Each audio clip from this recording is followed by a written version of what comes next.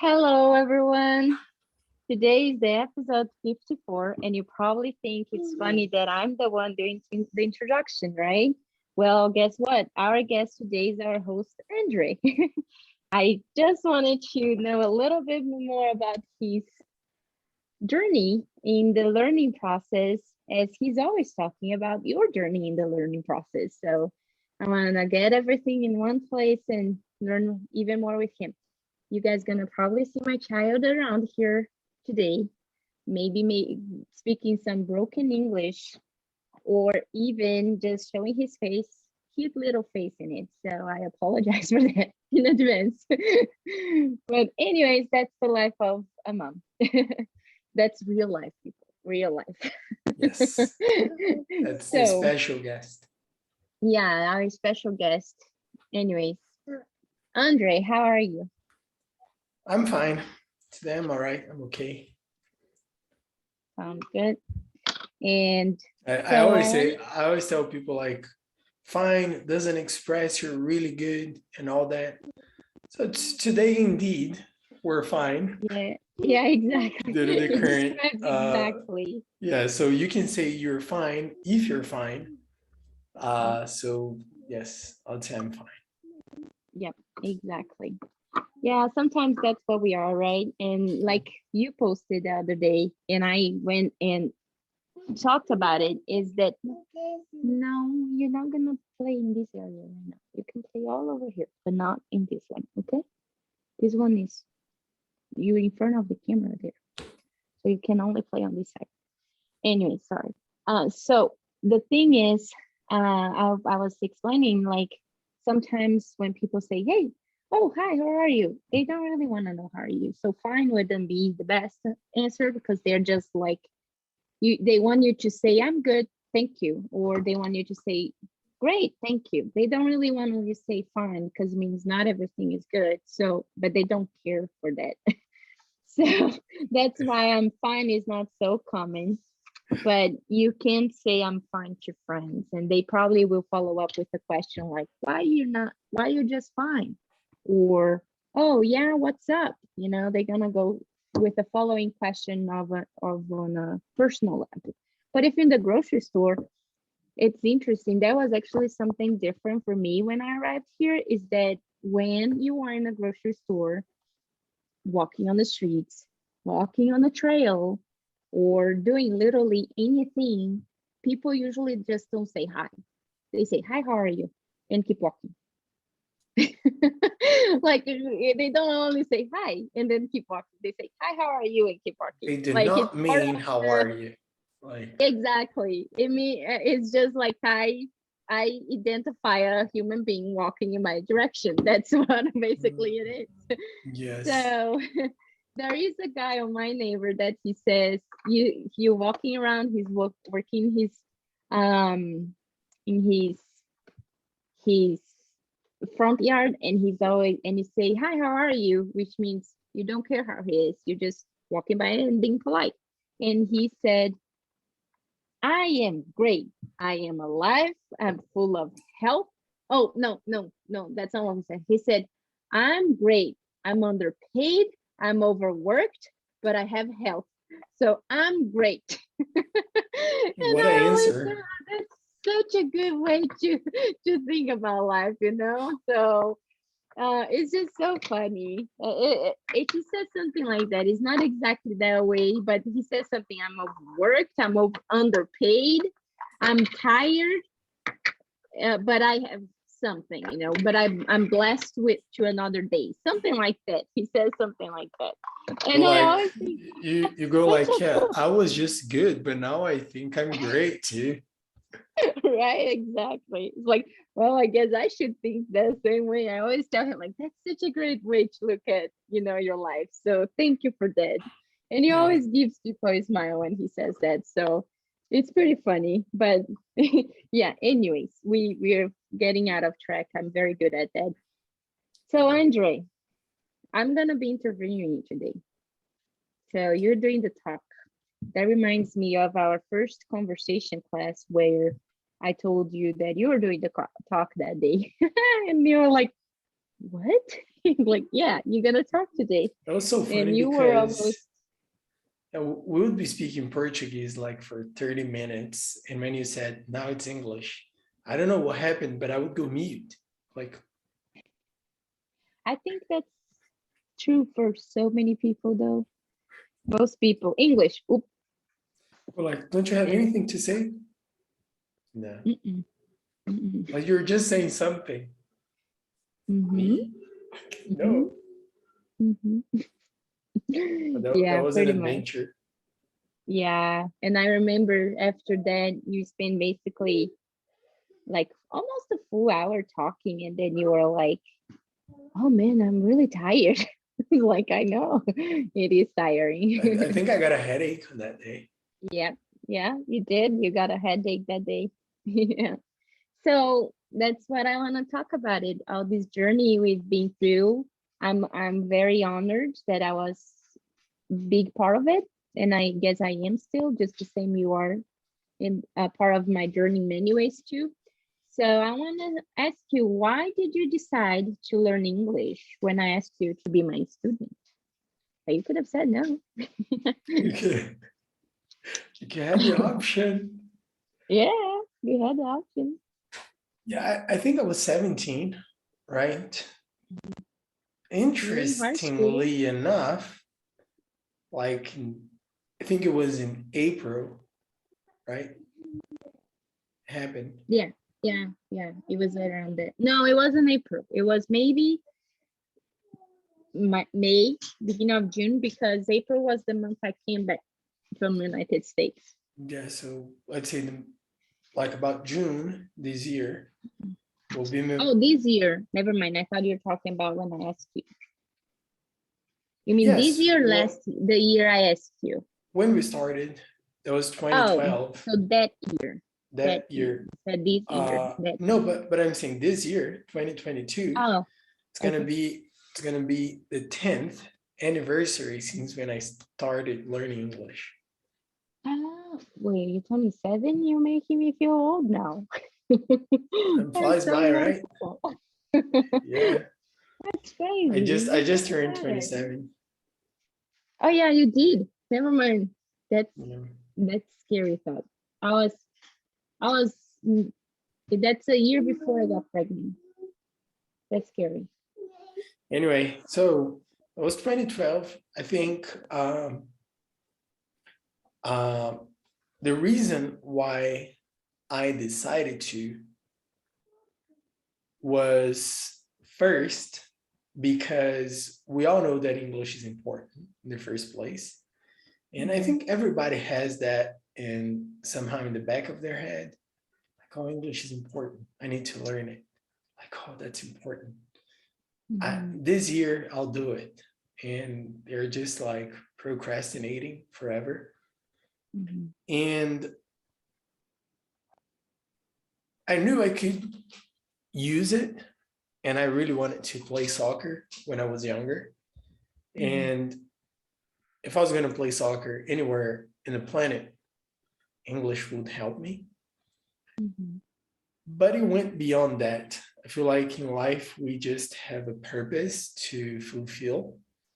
mhm, And I honestly want to live at my best abilities and potential.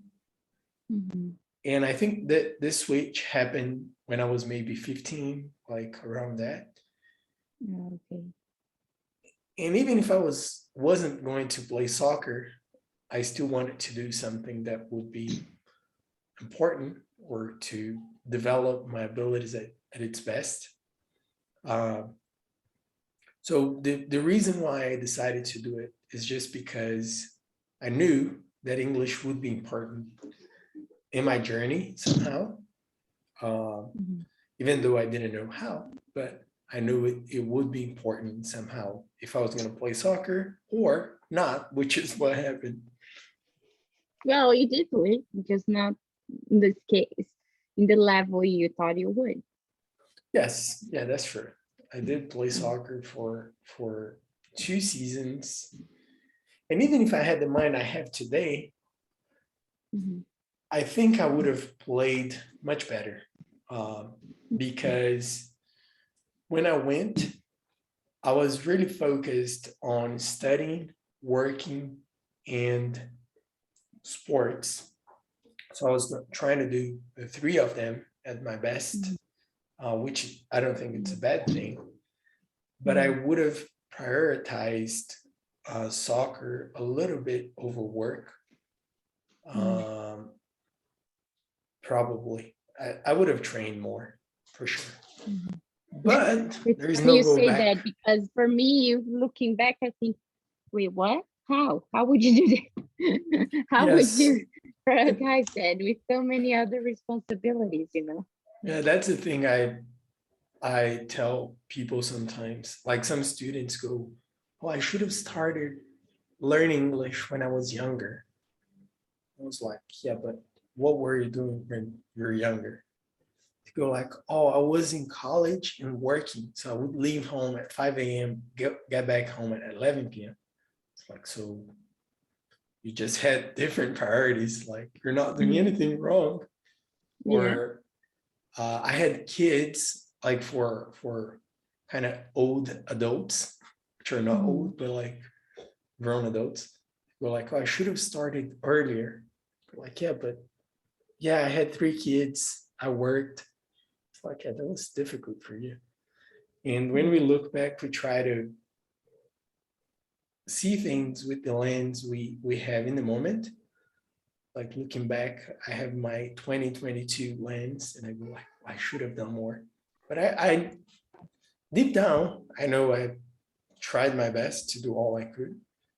Yeah. And in the second semester, like from August to actually starting in May, a little bit, maybe April, we had practice in 2 times a day. So we had 2 periods of practice in the day. So we would practice at 5 a.m., like 5:30, get back, shower, go to school, after school, have lunch, do homework, work. In the afternoon, I'll have another session of training at about 3 p.m. till 5 or 6 p.m. Get back home, shower again, and do more homework and work a little bit more. So I don't think there was a lot of practice time to add, Yeah. to add To in the add to top that. of that. Yeah, Yeah. for But sure. yes, I did play soccer for a little bit. And the experience of living in a different country is the best thing soccer gave me. Because when people a lot of people, if you, I don't know if you've ever observed that, but people that want to be artists or professional athletes and they don't, a lot of them are very frustrated in life. Have you ever realized that?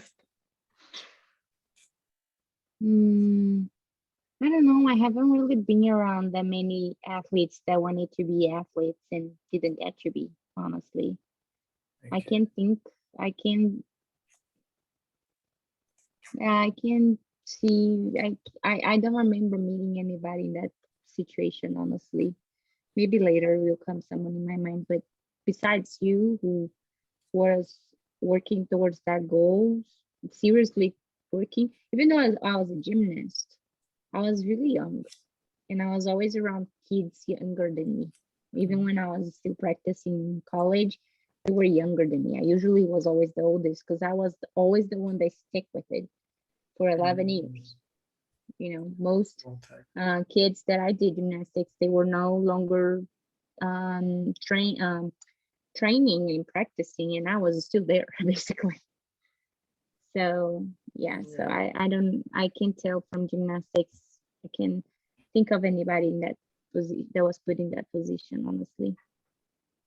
Yeah. But one thing I noticed with people that try to be athletes, and they don't, and sometimes with artists, they tend to be really frustrated because they didn't accomplish what they were trying to. Mm-hmm. They feel like they've just invested their lives into that. Like I'll just get me as an example. I started playing soccer intentionally. I was 9. I played all the way till I was 22. So Mhm. that's like too many Most hours of were your life right now. invested. Yeah. Yeah. So too many hours were invested. I mean, there is a lot of effort in it. And Mhm. when it doesn't happen, a lot of people get frustrated because they feel like they've wasted their time. I should have been studying. I should have been Yeah. Yeah. taking True. some courses. Like a lot of my friends say it, like, wasted my time playing soccer. Like I should have been studying. Like life would have been better by now. But I feel like what I was able to live through soccer, through the experience, is like it paid off. Like if I had to do those 13 years of practice again and just go through all the Mhm. process, frustrations and all that, Yeah. it would have it would be worth it. Just like the And experience. the difference, I believe, listening you say that if you put into perspective, is that your friends feel like soccer actually took time away from becoming more, basically, right? It was a waste of their time. And in your case, when you were 15, you decided to become more. And that's the biggest difference. You didn't get late in life to say, oh, I could have been more, or I could be ahead. No, at 50, you already had decided to become more. And that decision made you to say yes to English and Yeah. to put the work and then open doors with soccer, which was something you loved. And then you got to experience that was so rich to you, you know? So I think if you think about that's actually the big difference That is that that makes in sense. an early age you made a decision, and a lot of people makes that decision later in life where they realize they shut up all the lies that maybe somebody was telling them their own lives, saying that they couldn't be more until they realized they could, you know. And funny So thing is very that true. when I was 16, I don't know, I don't think you will know that, but I stopped playing soccer completely when I was 16. Did you know that? Yeah, yeah, I think so. Like I Yeah. quit. I gave up when I was 16, not because I wanted to, like, oh, I'll stop, Mhm. but in that time I was, I think, in the second year of high school, and I had a chance to go to a 6 months seminary. Yeah, I remember that. Mhm. Yeah, so in that time I was like, I prioritized uh, what I believed would be more relevant to my life, and I'm so thankful I did Mhm. that. Mhm. Uh, and on that point, I kind of gave up on soccer. Like I was cool not playing soccer again. And when I Mhm. was 17, or yeah, I think I was 17 already, I came back, played, I think, three other four tournaments, traveled a couple of times. Mhm. And in this meantime, I started to learn English. Yeah. Like after this shift. Yeah. Yeah. Yeah. It's cool how things click after you look back, right? Yeah, it's like, Yeah, oh, that's because during interesting. that time, I remember how I always felt like you were kind of looking for something, but you didn't know what it was. But you knew there was something out there that you needed to be doing. But you were still searching, and I remember I could tell from just being around you how you were searching for that thing that you didn't know what it was. And I feel like that search it stayed with you for a while, which I think many people are still searching, honestly. But that search stayed with you for a while, and I think, and correct me if I'm wrong, but I think when you started, when once you actually got to work with the company we worked together, I feel like that's the point where all those answers you had started being answered, kind of. I don't know. I can be wrong. I'm talking about your life. I don't know anything about it that deeply, but I don't know. I No, felt a that's cool. shift. I felt a shift on you, like in direction. Like I feel like you were trying different things and searching for a direction. And I think going to work for that company is not that the company was what you were looking for, but I feel like you stopped searching and allowed that time to guide you, you know? And I feel like you learned a lot. And then when you made the decision to get out, you know exactly what you wanted to be doing. So like, does that make sense? I don't know. Yeah, I can be just what is really interesting is that all the decisions, they came from the same place, like starting to learn English, deciding to go to college, mhm, getting married, which was when I came back, and I started working at that company, with you, which was professionally the biggest growth I've ever experienced. So mhm, all of those shifts, they they had the same kind of purpose, which was development. Like mhm. I wasn't trying to be still in none of those.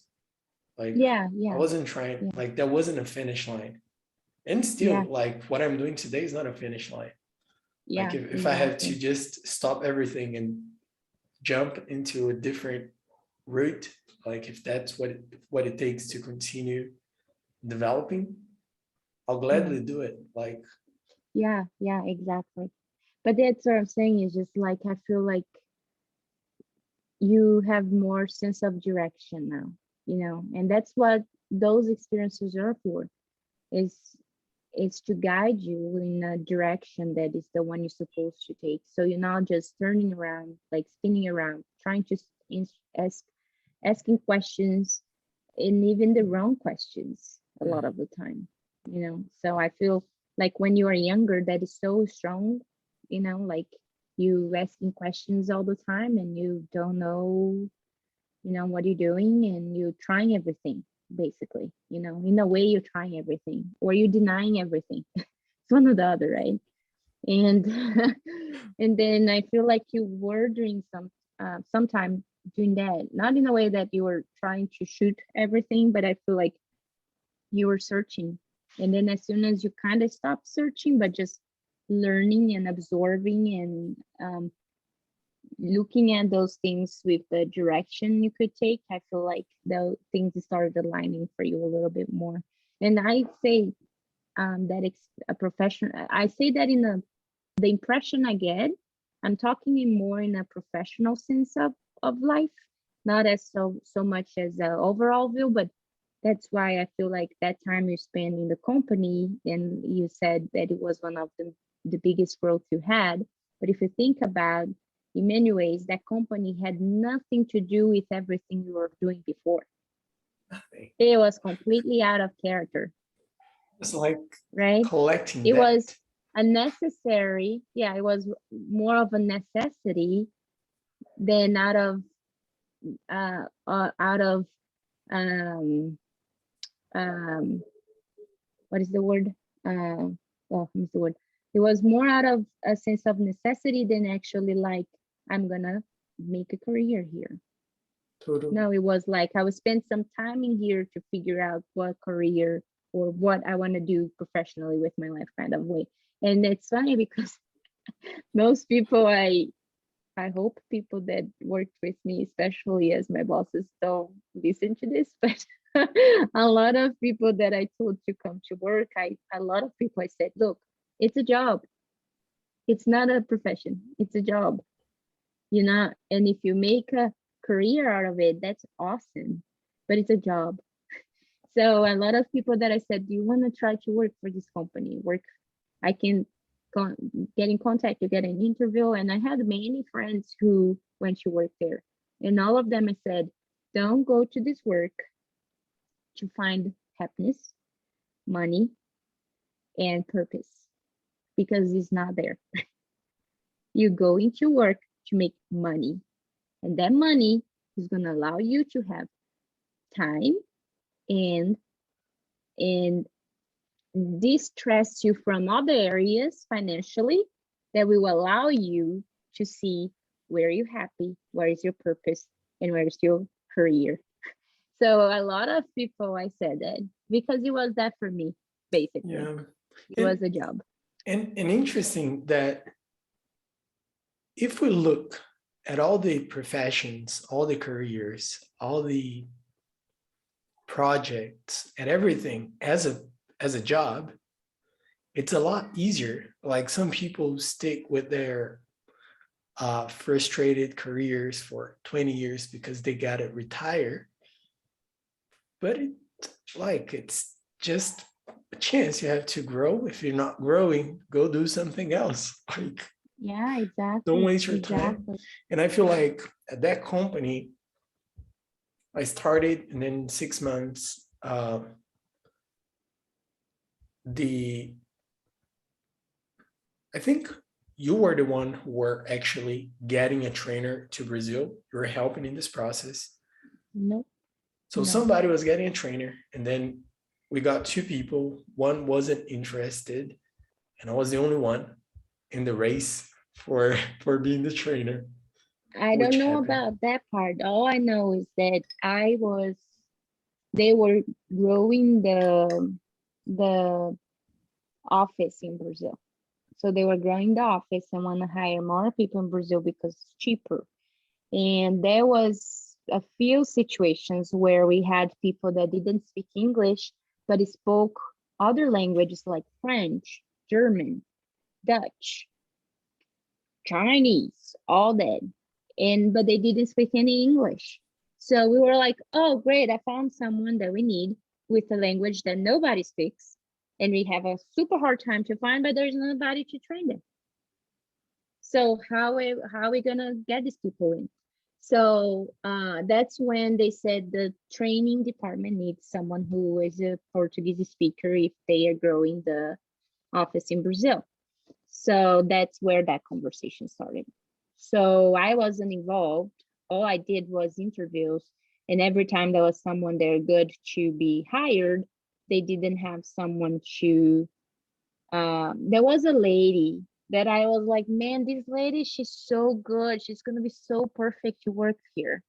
And she spoke French but she didn't speak any English, and her French was awesome according to the person who tested her French. Said her French is really good, and nobody could train her. Yeah. And I was like, that's such a waste of good people because that lady was really good, you know. And she needed the job too. She really needed the job. You know what she was? She was the, what is it called when people has a building and there is a person that is responsible for getting money for the building, for keeping the building? Your mom was it when she lived in the apartment building in El Dorado? I have no idea. Yeah, It's like the there is, responsible in the building. yeah, there is a name in Portuguese for it. Yeah, in Portuguese it is síndico. Yeah, that exactly, síndico. I don't think they have that here because they have manager properties in apartment buildings. So it was basically the property manager of the building, right? But usually it's a outside company who does that. Not like in Brazil, it's a resident. So, anyways, the she was a proper manager, a property manager in Brazil. Like, do you want to have a harder job than that to do what we are doing? Like, she was kind of collecting, right, in her building with her neighbors. Do you want anything harder than that? There's Like, not. seriously, right? That's freaking hard. That's hard enough. Exactly. So she had that quality, and she had many other qualities that fit really good with the job. Anyways, I wish so. That's how they started talking about having a trainer, and then you met the owner, and you mentioned to the owner because he asked everybody where did you see yourself going in the company, and you told the owner that you said training, and you told me that. And I don't think the owner remembered it because I like think just talking to many people, Yeah, But no, I'm he so probably glad did. I He was told him. very good about it. When he had good impressions on people, he would keep the people in mind. So he thought so. And then he thought he probably did remember, but that's when we had a meeting, and then your former boss was saying, "Oh, we need somebody to the training department." And I said, "I never told anybody you were my cousin." And I told him, I said, "Look, there is Andre who told Lonnie that he he was interested in um going to training if the opportunity ever came up." And I said, "I don't know if he's a good trainer. I didn't say you were my cousin, but I said, I have no experience of him teaching me, uh, like teaching me anything in a way of like as a trainer or as a Mhm. teacher, but he does give English classes. I don't know if his English classes are good. I'm not his student." So Like I was indeed, like, he was mine, and he learned. yeah, and it's like I'm not his student, but I know his work ethics, and I think you should interview him and see if he's a good fit for you. But you're gonna be the judge of that, because I don't know. I honestly didn't really give him praises about how awesome you are, because I literally didn't know. I didn't know. Like, I can't just say that, oh, he's gonna be great for your team. Like, Yeah, I don't know. especially in Maybe a he's professional terrible at teaching. environment. Yeah. Yeah, like maybe he's a terrible teacher and people keep going to his English classes because he's cheap. Who knows? But he's not a good teacher. Who knows? So I never told him like, yeah, just get him. We got him because he's good. Never, never said that. I made sure to say, I don't know. I That's also that's because very I good. It didn't did want to it. take yeah, I don't think that would take away the merit of you making an impression for yourself of who you are. He found out we were cousins. Maybe I don't know, a year after that.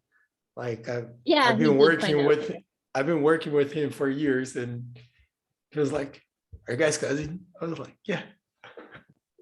No, and the funny part is that then we have a meeting and it's like, I didn't know Andre is your cousin. It's like, yeah, I usually don't tell people he's my cousin. And it's like, oh, but before that, few months later, you were working with him already. And I could tell, like, from our meetings, how you were taking a lot of responsibilities in the department already. Like, not very long after you were almost his right hand in the department, right? Because every single meeting he was saying, I'm going to talk to Andre about that. I'm going to see with Andre. Andres is working on this. Andre's doing that. And I was like, well, I guess it worked out. And I never mentioned, I never asked anything. Seems And then like he's one been day, working a lot. he, yeah, and then one day, like a month later, maybe it wasn't very long later, he came to me on the chat and said, "Just want to let you know that your recommendation is amazing." It was like, it's really good. He's doing really great. It's beyond my expectations. I'm so happy, and it's been just really wonderful for me. And it's like, that's awesome. And he did it all for himself. I said, I'm glad it worked out. I'm glad that you guys worked well together, and and I was a good fit and all that. And I knew it was going to be, but I didn't want to be the one saying, no, go for it because it's gonna be good. Yeah, But yeah, and but it was cool to watch from afar, seeing you be getting so much responsibility and growing professionally in a way that was like, oh wow, this is blowing my mind. Andrea is basically the right hand of the boss of the department right now. That's pretty cool. So yes, yeah. that's what he used to call me, because we were in the same shift, and Hmm. the other, I think at the time we were probably about 400 people globally, and we Hmm. were only four trainers. Hmm. One of them wouldn't have a shift, and the other one was in an European shift, and me and him were in the same shift. So we would be working the same hours, maybe an hour ahead. Uh, and I'm so glad it happened, because a lot of things about work, just like generally speaking, especially regarding training, like processes, uh, work ethics, just overall professionally. I always tell him that I was like, oh, I learned a lot from you, and I'm so glad I got to work this close. Like some days we would have 5 meetings in a day, like Yeah. very quickly Yeah. coming in a meeting. Sometimes I was like, with yeah, my mentors in the company. Yeah. can you do that? This, and I was get it done, like done. Yeah.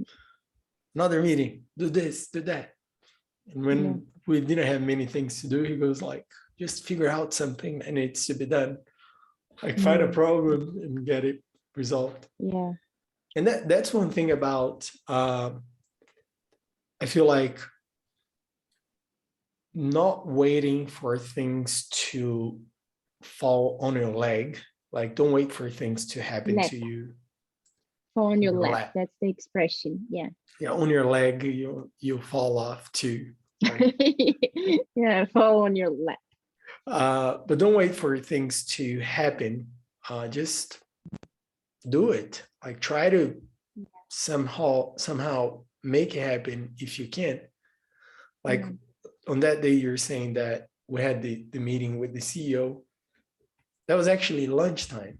We're sitting at a lunch table. I remember. And like for whatever reason, he sat right in front of me. There was one person in the left, like in the corner of the table. And out of nowhere, he goes like, and where do you see yourself in a company in the next 5 years? Yeah, he's very much like that.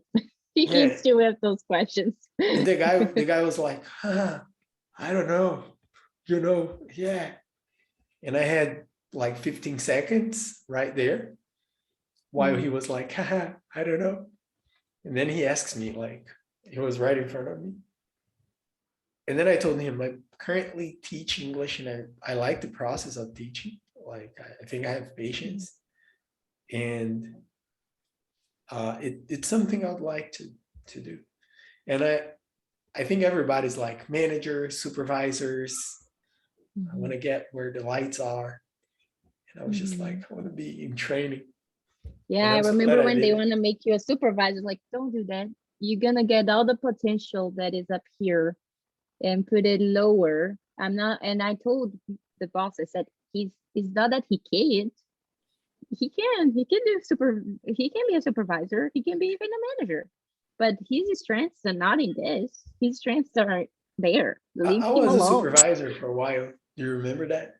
That's what I'm talking about. I was about to leave for maternity leave, and I sent an email with my recommendation because I was training you. So I was training you, and I said I sent an email with my recommendation to the vice president. And I said, look, he's good. He shows these kind of skills, and he can do the job. If you give it to him, he will do it because he's capable of. But taking him away from where he shines it's a disservice to him and to the department, the training department, and to the company, because that's where he works. And have I ever told you that they gave me the option? Oh, maybe. And maybe that's why they gave you the option, because they knew you could do both and you could choose. But I remember because they talked, because there was so many meetings before that, like the first name that was brought up to get that project that you did to be a supervisor, the first name was yours, and by the CEO. The CEO said that guy, and then people were like, no, but he, and the vice president like, no, but he's like, she didn't straight up say it, but she basically said he's basically the right hand in the training department. We kind of need him there, cut. But she didn't say with that word, but basically that. He's like, no, if he can train, he can be a supervisor. And then nobody said anything different. And I'm thinking, sure, but that's just not a good choice. That's all I gotta say, like that's just not smart. There are other people. I'm sure there's other people that will fit well, So anyways, I think we can move on from that because we're going around circles and just telling our story. But this whole thing is really interesting because like what I'm doing today, the whole process of classes, both like individual private classes and also Mhm. the recorded classes, like everything I do, literally the way I organize the files, the way I upload them into the programs, everything I do, I did at DNS. But the Yep. at the company, just kidding. If they look, if they look us up on LinkedIn, they will find it out. Yeah. Anyway, but though I learned a lot there. I'm very thankful for the company. Yeah. Yeah. Yeah. Uh, And that's the thing is I do the same way. I can myself doing things the way I did, like organizing my pictures, organizing my emails, organizing, like yes. answering to calls, emails, and stuff. I know what you mean. And the big point is, you would not have been possible if I didn't speak English. Like, just Yeah. wouldn't. At that time, I'd probably go to work, I don't know, in a store or selling something in a industry because I hadn't finished college. At that Yeah. point, when I started working there, I had already tried starting one business after I came back Yeah. I from the remember. US. I was teaching and I started actually the first business I've ever tried. That was Yeah. interesting. And then I started working there. But without English, it would not have been possible at all. Like, it No. wouldn't. I was the And the sixth cool in thing is Brazil. like the salary you had. The salary you had was so much higher than I can even imagine how much higher. Like the people who worked in the same thing you did at the time, it was Yes. $1,000, 1,000 reais more because you spoke English. Because I I know think, the salaries for the other companies, like with the experience you had, which was zero which was compared to, yeah, -3. zero, negative, exactly. With the experience you had, other companies that provided the same service, you were being paid 1,000 reais more than those people. People And that were in that business for longer, like 5, 6 years, they were getting paid what you were getting paid. yeah, that's interesting. And if it was a big company, whatever I went, I wouldn't have the chance to move so quickly into another department the way Yeah. it happened. So I'm very Yeah. thankful for the whole process. And Mhm. professionally, I'm sure it was the fastest and the biggest growth I've experienced. Yeah. Maybe as a person, the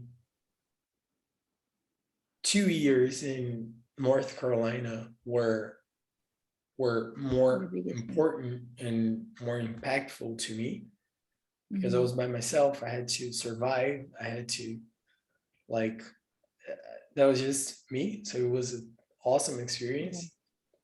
But Yeah. professionally, uh, those 3 years at the company were for sure Yeah.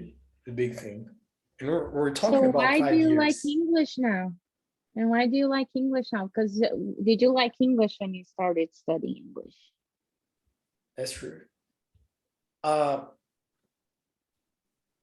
I think, uh, like, if you ask a carpenter if they like a hammer, for example, it's not necessarily that they like it, but it helps them to do what they need to. So Mhm. it's not that I'm not passionate about languages in general.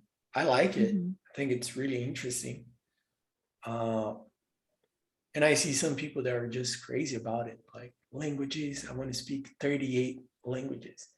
Like, I'm not this Mhm. person, but I like Mhm. the fact that being able to understand and to speak English just opens so many doors for me to learn, first of all. Mhm. Uh, it gives me connections to people that I would never have in my life Mhm. if I didn't speak English. So it's not necessarily that I like it very much. I do like it a lot, but not as a hobby or as a passion, but as a tool. Mhm. It's more like the thing No, I I have, understand. what I do. But when I mean like if you like English, is like I thought more in the level of the language itself. You know, like for example, some languages just doesn't sound good to me, right? And like, it's just like weird. Doesn't really sound good to me. Can you But believe that our friend from in college, this friend of ours from Trinidad and Tobago, he said, I was speaking Portuguese to Bruno and we are just talking, like laughing. And he passed mm, by, he was like, sounds like you guys are speaking Chinese.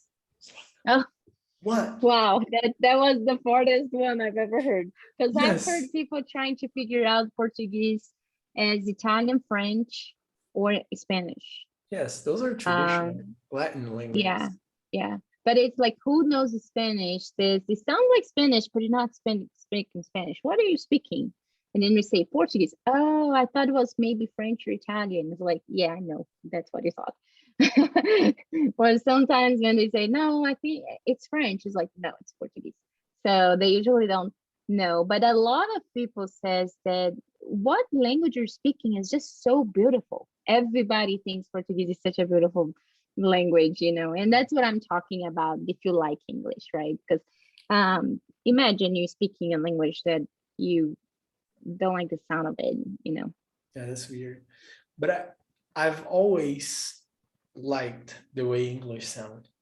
Okay. Like I always thought it was a beautiful language. Like French, for example, I have no desire to learn French, like none, zero. Uh, I tried. yeah, I Freaking hard. remember. Yeah, but it doesn't like nah. Right now I'm trying to learn Spanish, not because I think it's like beautiful language, but because I think it's important. Like it's a good Mhm. language as a tool. Mhm. And even the other day, Camila and I were talking, speaking in Spanish, and I was like, Spanish is so weird sometimes. She was like, Mhm. English is more. I was like, no, English sounds a lot better. Like it's Yeah, I like agree with you. the sounds are beautiful. She was like, you're saying that because you can't speak English and you can't speak Spanish. I was like, maybe, but still. I disagree. I think it just it sounds better. I like, especially I've heard Spanish.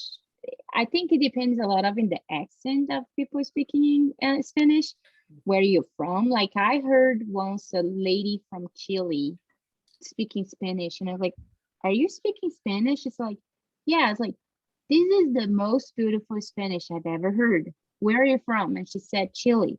And then in the same conversation with my brother, he said that Chile for him is one of the ugliest Spanish accents he've ever heard. It's like, what? I don't know if it was that lady, but I heard and I thought it was beautiful. But I don't think that's the same for every Spanish speaker, Yeah. every country. Some countries from like, I don't like the sound of the language, you know. And but I can't be specific because I most of the time don't really know where the people are from. Yeah. So Well, me too. I just But know they speak Spanish. Or I'm like Americans who assume I'm from Mexico. I assume most Spanish speakers are from Mexico, and most of the time I'm wrong.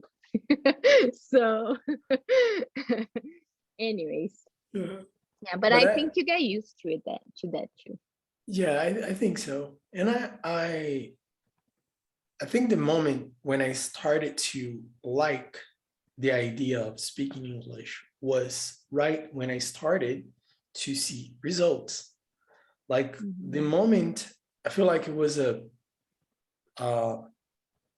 a special moment in my learning process is when I went with you to this gathering nearby Pampulha, nearby Mhm. Mhm. UFMG, Mhm.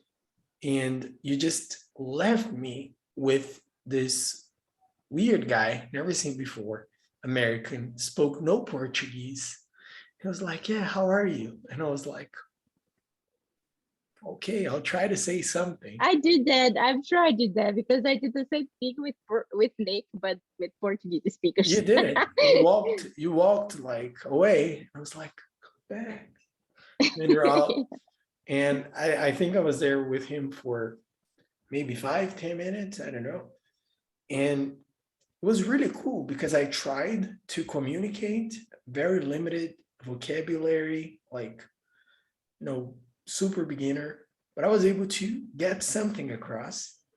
And that made me really happy. I was like, I just spoke to somebody from a different country, even though I know so little. And I felt like I knew a lot. Yeah. I think I know a lot. And so I think when we start learning, when we start to see results, it kind of pushes us in the process. And for any learning process, if we have a purpose, we're able to dedicate a little bit without seeing results. When we see a few, like the first fruits of the process, this will be like a boost for us to go farther. And the farther we go, the farther we can get, just like constantly. It happened to me with the guitar, which is right here. Like a new zero, when I started to see little things, I was like, that's nice. So I think it goes for all, like everything. If you want to learn something, be disciplined in the beginning until you see the first fruits, and that will give you energy. But you also need to recognize those fruits though, because some people think the results are the ones that they are reaching for, and then they miss out on the results they are already getting. It's a loading process, right? Like just like computer goes from 0 to 100, and then there is that loading process until it gets to 100. If you don't pay attention to those 1% that are going up, you can find that boost ever because you're still focused on the 100%. Yes. James Clear says something about it on that book, the one you recommended. Probably. Yeah. He says too little feedback is bad because you don't know, like you don't see your development. And too much feedback is also bad because you don't see either. Like if you check on it every day, you don't see that you're improving. Like just like a child is growing up, if you are around every day, you don't realize it. And too little is talking about a child. I was right on time. So like just today when I saw him, I was like, he grew like a lot from the last time I saw him. And that's what he says, like if you have feedback on not every day, not too little, you can see your development. Yep, exactly. I'm sorry about that. It lasted for a while. So with what you said, I wrote here a question that you have many tips, rules, or ideas about the learning process. And my question to you is in the beginning for your learning process, in the beginning, which one worked best for you?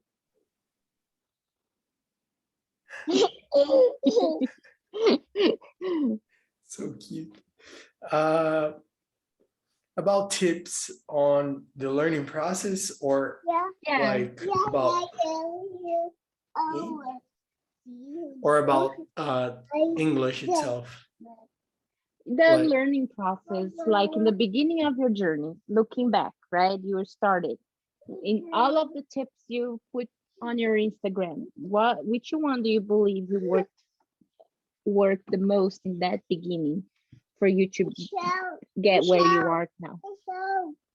So the one I would have done that I say all the time that I didn't do as much. I feel like it even compromised me a little bit on the tests, TOEFL and all of that. was listening a lot. Like I wasn't as dedicated on it. I did a lot of reading. I did a lot of writing.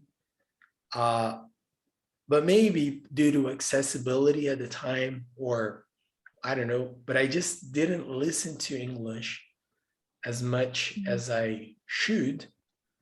And I think that was the thing I could have done more, because getting used to the sounds is like so important. Like you can't emphasize it enough. And the other day I was talking to this student I have. She's 13, and I think she might have had, I don't know, 10 months of classes, 9. I don't know. Like it's been a while, but it hasn't completed a year yet. And the other day I was practicing with her something, maybe reading. I was like, what is easier for you, reading or listening? Like, what do you understand better?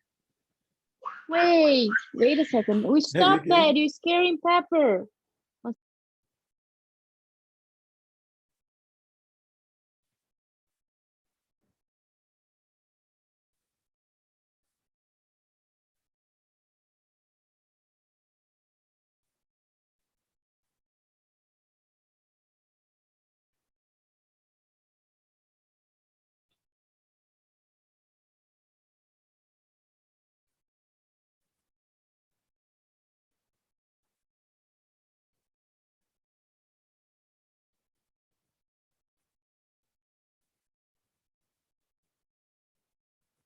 Sorry about that. Pepper just probably is not feeling well for some reason, and she threw up. So that's the face she had it on, because No, she you're good. was, yeah. So anyway, sorry about that.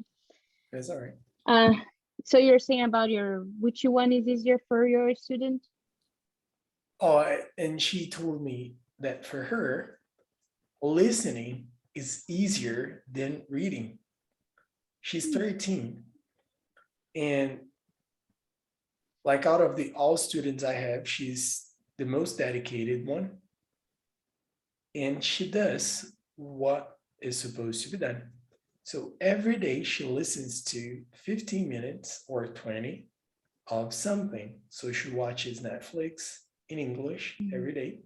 She's been doing it for, I don't know, less than a year, but for more than 6 months.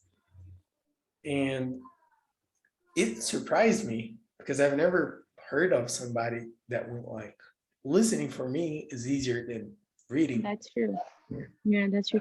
And it And I was comes a like, lot with the school, because in school you practice a lot of reading. yes. So out of all the tips and ideas and suggestions, I feel like the one I would apply if I could go back on time, and that's the one I'm currently doing in Spanish, is listening. So if I have 30 minutes to practice, and if I have to choose what to do, I'll dedicate, I don't know, 70% of the time, 80% in listening. Cool. Okay, so finishing it, the number 4 is quotes that helps you to one quote that keeps you disciplined, a quote that keeps you motivated, a quote that maintain consistency and accountability.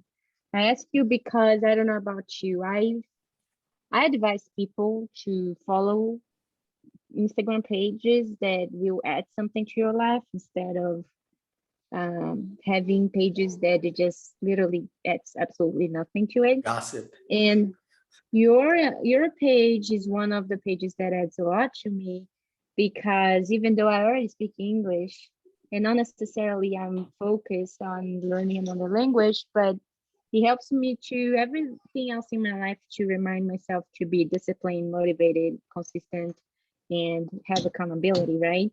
And some days I just don't feel like doing anything. And sure enough, your page maybe, or somebody else's page maybe, is going to remind me that I can count on motivation. I just need to get it done. I need to keep my focus on what are my goals or whatever it is, right? So I know you have a lot of quotes that you use in in your Instagram page, and I was wondering, like, when you have days that you don't want to do it, or because you're not motivated, or because you just want to choose to be not to be disciplined that day, or any days that you have those issues, if there's quotes that it comes to your mind, say, okay, I need to do it because this is this reminds me of doing what I gotta do. Yeah. So for right now, there are a few sentences, a few quotes that are really uh, big. Like for me, Mhm, they mean a lot.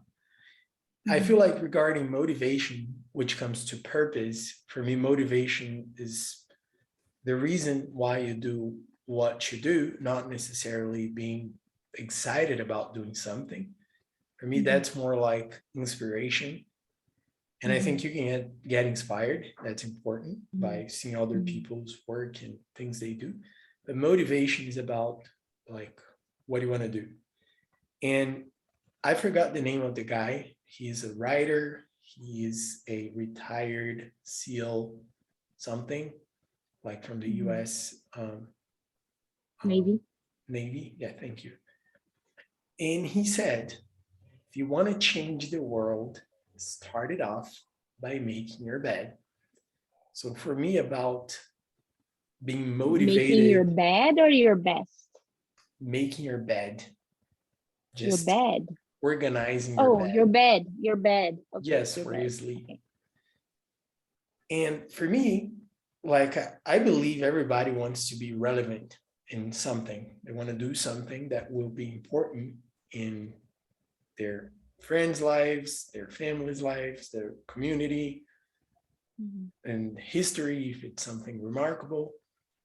And every day when I make my bed, I kind of remind myself of the sentence. Like, if I want to do something big or something that will be important for the community, for I other remember people, that. Yeah. yeah, I need to focus on the little steps because they are the ones that are going to guide me and that will guide us into big changes. If we're not able Mhm, to do that, like, forget. So I think our mhm. purpose begins with little actions. And I think the name of the guy is something Matt Raven, Okay. like something like I this. won't. I've heard that before too, but I don't remember the name. I never remember who said what. I just remember most of the time what they said. I guess that counts more, right, than their names. Yeah. And about discipline and consistency, there are two sentences that are really interesting. One is by James Clear from Mhm, that book, Atomic Habits. He said, every action you take is a vote for the type of person you want to become. And for me, like whenever I'm deciding something, it pops up in my head. Like just today, after lunch, I was gonna eat something like for dessert, and I opened the fridge. I was gonna get some sort of candy. I don't know, like something sweet. And then I was like, gosh, like I have the choice. I'll eat an orange. So I got the orange. Uh, like when we know that the actions we take are votes, like each one of them, mhm, mhm, we might choose not to do what we know we could, but at least we are aware. Like I could have done differently. So for mhm, me, that one it, it became something very important mhm, because in the end of the day, those are all little choices that mhm. summing up, they they become something big. Yeah. And about consistency, there is this video by Joko Willink. He's a Mhm, he was also from the Navy. mhm, Uh, and in this video, I don't know what he's talking about before that, but I just saw mhm, this portion of the video. And he says that Rome wasn't built in a day. And we all know that. Like it didn't happen mhm, overnight. And he says, but Rome also But Rome didn't fall apart overnight either. Didn't happen overnight. And he says that growth and failure are slow processes that we're either building something up or we are tearing it down. There is no middle ground. And he closes it up saying, that's why you have to watch every single second, every single minute, every single, but he goes the other way around. Like, that's why I have to watch every single month, every single day, every single minute, because those minutes will turn into seconds. Like, that's your life when you see like 10 years go by. And in the end, if you have watched and observed the seconds, you would have been watching the minutes, and then the hours, and then the days, and the weeks, and the years. And you would at least, probably, hopefully, have done something better. So True. that one for me, like, I think I've watched this video time enough to memorize it, because that's reality. Like, it's tough, but true. And about accountability. What keeps you accountable? That's the my thought about it. Like, what quote keeps you accountable? Like when you just want to ignore everything else you just told me. Maybe, Kinda accountable to keep the process. discipline, to the process, yeah. Okay, Or to the person you want to become. Nice. I was taking accountability on the sense of somebody else in the process, like No. but I holding mean, myself accountability, accountable. you counting yourself accountable, yeah. Okay.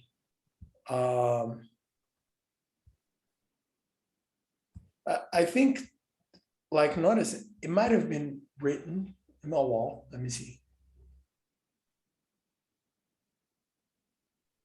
Okay, there is one right there that will be a quote about what I was about to say. I was going to say that what makes me accountable is the certainty that I'm not going for what I'm going to get, but for the person I'm becoming.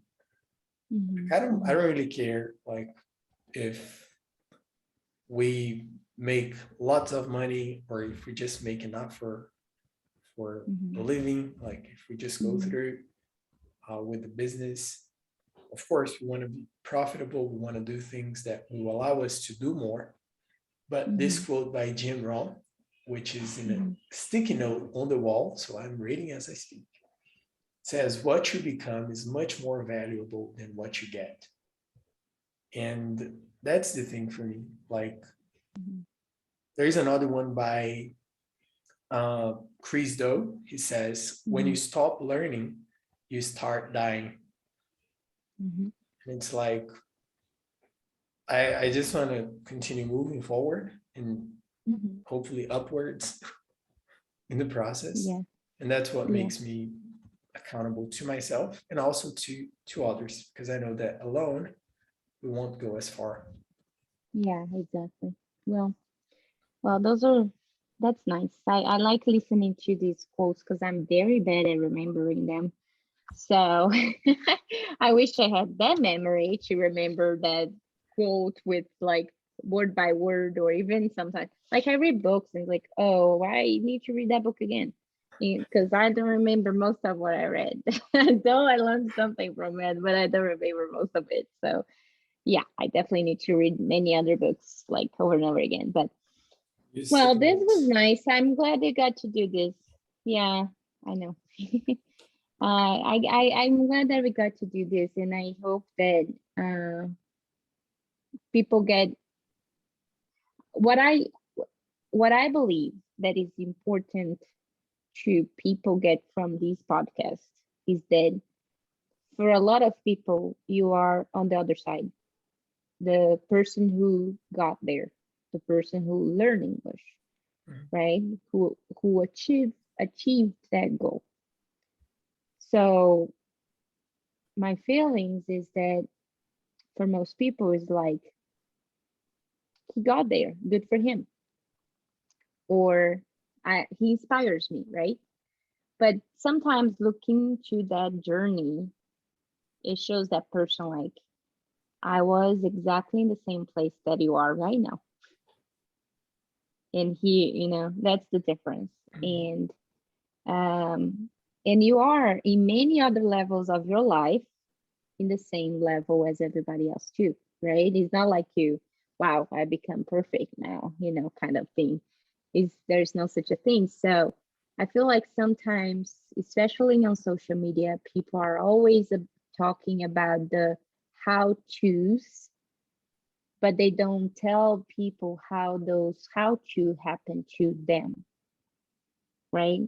And like you said, I look back now and I realize I should have done that better, and that's why I'm telling people to do that. So it's like, um, we need to take more time to teach that to people too, like to pass that along to people too, like I made the mistakes, I just keep going, that's the difference, and you are allowed to make those mistakes and keep going because you will get somewhere, And that's the point. You just have to keep going. I was just thinking keep about going. it just this week. I was like, what is Yeah. the pattern between all of the English students I've had that learned English?